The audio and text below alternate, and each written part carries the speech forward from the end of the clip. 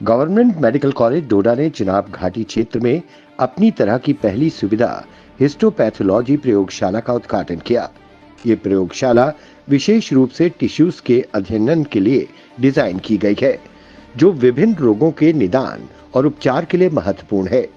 GMC के principal doctor Rakesh ने इस प्रयोगशाला के महत्व पर जोर देते हुए कहा कि ये बायोप्सी और टिश्यू विश्लेषण के लिए फायदेमंद एक उच्च प्रोफाइल सुविधा है। प्रयोगशाला का समन्वय और निगरानी डॉक्टर सुमित पैथोलॉजिस्ट और doctor Tanvir medical superintendent GMC Doda प्रयोगशाला सहायक द्वारा की गई थी।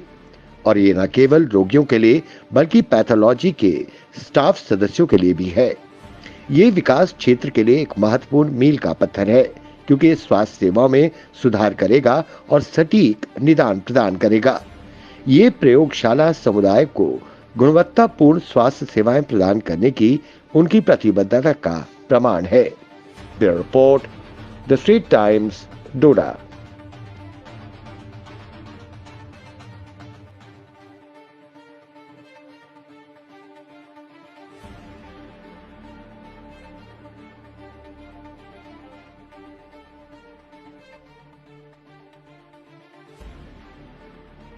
मेरा नाम डॉक्टर राकेश बहल है।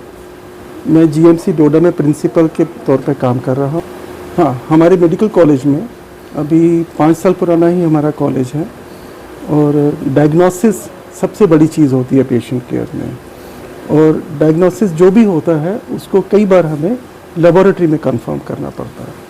तो जो सीरियस डिजीज़ होती हैं जैसे कैंसर है या और भी कई रिलेटेड जो चीज़ें होती हैं, जो बॉडी टिश्यूज़ को बॉडी से निकाल के लैब में टेस्ट करने की जिनकी ज़रूरत होती है, उस प्रोसेस को हम हिस्टोपैथोलॉजी बोलते हैं। तो हमारे पैथोलॉजी डिपार्टमेंट में आज हिस्टोपैथोलॉजी लैब इस्टेब्लिश हुई है, काम करना शुरू कर दिया। हमारी टीम है जो पैथोलॉजिस्ट के जो टेक्नीशियंस हैं, टेक्निकल स्टाफ है, उन सब की कंट्रीब्यूशन से ये लैब स्टार्ट हुई है। It's a high and lab.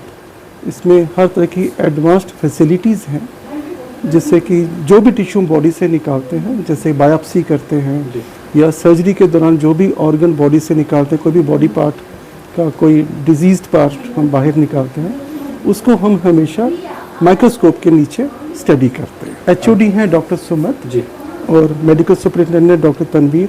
इन सब का जॉइंट वेंचर है, इनकी टीम्स का जॉइंट वेंचर है, जो आज हम इस मुकाम पे पहुंचे हैं। जब भी कोई भी ऑपरेशन होता है, जो भी कोई पार्ट हम बाहर निकालते हैं, उसको टेस्ट करने के लिए लेबोरेटरी में भेजना पड़ता है।